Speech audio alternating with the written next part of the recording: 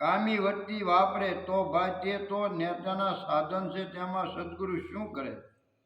ભાઈ વિરમદેવજી, આપને હવે કહું છું જતીના સોહી પ્રમાણ, જેને હરખ કે શોક મનથી મટે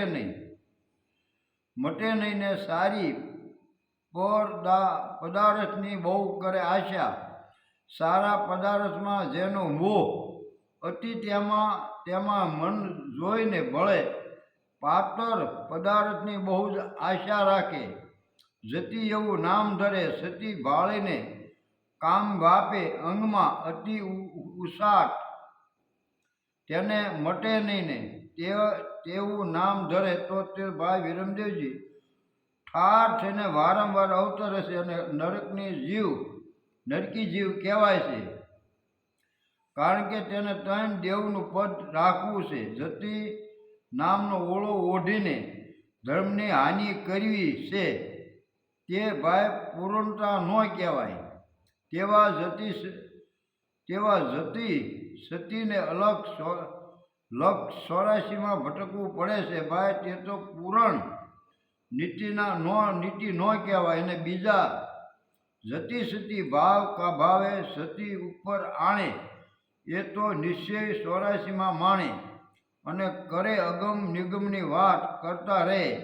એ ભાઈ એવા મનના ઘાટ વાતોમાં ધર્મના આગળ કરે, એવા અધર્મી કામીને કેમ મુક્તિ મળે? બીજું 84 શિર પર નિજ પંથમાં પરવરે, જઈને પાટે લાગે પાય તો ભાઈ વિરમદેવ પદ ભક્તિની રીતા જાણે નહીં ને ખોટા વળે બઠું ભરે જઈને કરે. પીર રામજીજી, તમે સાંભળો ભાઈ, એવા જતી કેમ કરીને ઉતરે નિર્વાણ?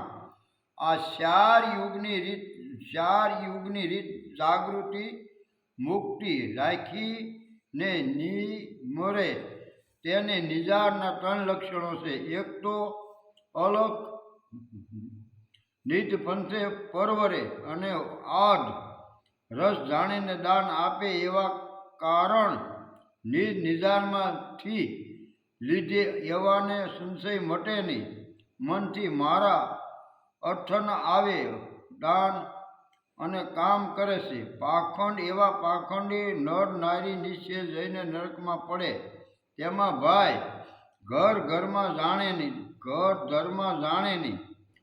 એ તો તેને કેમ માફ કરવા? માટે ભાઈ વિરમદેવ સાંભળો તીમર ભક્તિ, જે કરે એવી નારી પગલા ભરે, તીવર ઉપર તીવર ઠરે. અષ્ટકમળની પૂંજા નારી કરે, રૂપમાં જેનો મોહ છે, જતી રૂપાળાને દેખીને મોહ કરે છે, તેમ સતી રૂપાળો જતી દેખીને મોહ કરે, એ તો નિશ્ચય નરકમાં પડે છે અને ગધેડીનો સતીને અવતાર લેવો પડે છે અને જતીને ખરકનો અવતાર લેવો પડે છે.